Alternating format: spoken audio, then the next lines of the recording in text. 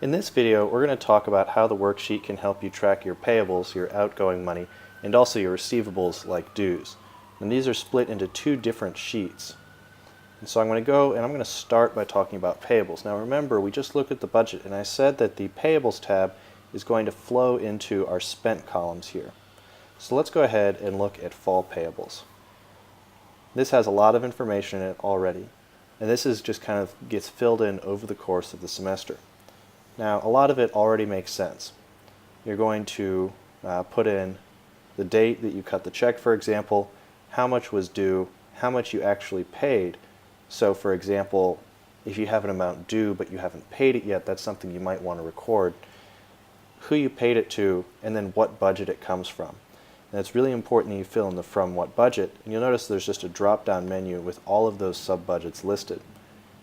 You'll also see them over here. Make sure not to edit these over here. That's where I'm pulling the drop-down menu from. And then if you have any notes, how you paid, I've selected a check. You can also do cash or credit card, what check number, and then if the check is cleared or not. This helps you analyze your cash position. So if you issue a check but the person who receives it hasn't deposited yet, you want to make sure you have money in your account and you don't spend the money elsewhere. If you scroll over to the right a little bit, you'll just see where those drop-down menus are coming from. Nothing special. As you go through the semester and you add more and more, you might find yourself running out of space. In that event, go ahead and select a column, or excuse me, a row of the blue, just the blue cells. You're going to go to Insert. Well, there should be an Insert Cells. It'll be Home, Insert Cells. And you'll go ahead and tell them to shift the cells down. If you want to do multiple columns, you can do a shortcut just by doing Control Y to do a redo. And then you're going to also want to drag down information from a cell above and go ahead and populate that in. You'll see that the dollar signs come in as I populate the formulas. And this way you have the drop-down menus in your new cells. So again, pretty simple to add an expense. So if today's actually March, so I'd usually be in the Spring Payables tab, but let's say it were, something like the 15th of December, and I owed, $150 to headquarters for pledge fees. And so I'm going to scroll down to pledgeship, or nationals pledge fees. I'm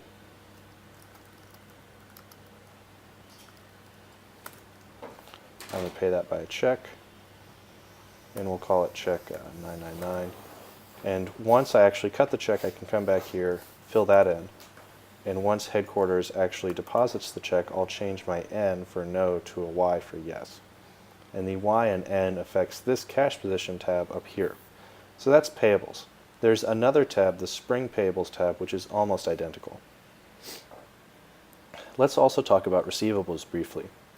So under the fall receivables, we have basically it's mostly dues for this example chapter, but you could also track things like donations. One of the things you wouldn't want to track in here is donations to your scholarship fund or things that don't impact the day-to-day operations of the chapter. So once again, you just kind of fill in across who you received it from, and this is going to be a drop-down menu from your membership tab. When you received it.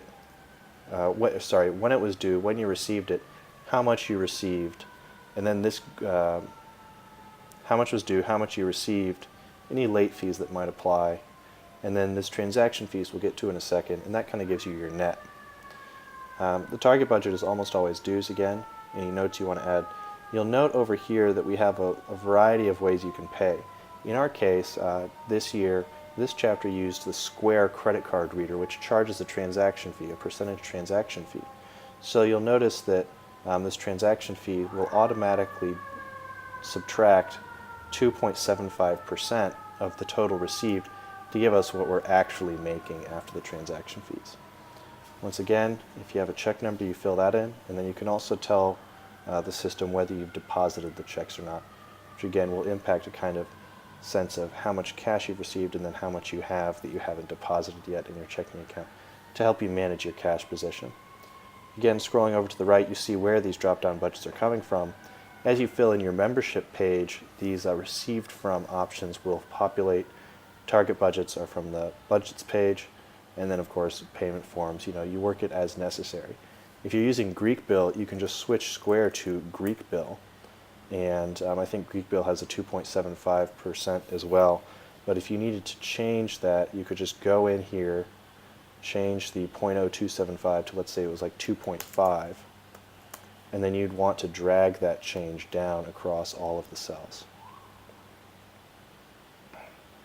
And as we did earlier in the Payables tab, if you find yourself running out of space, you can just select across a row of just the blue cells, go to Home, Insert, and it'll just automatically insert it for you, insert some cells.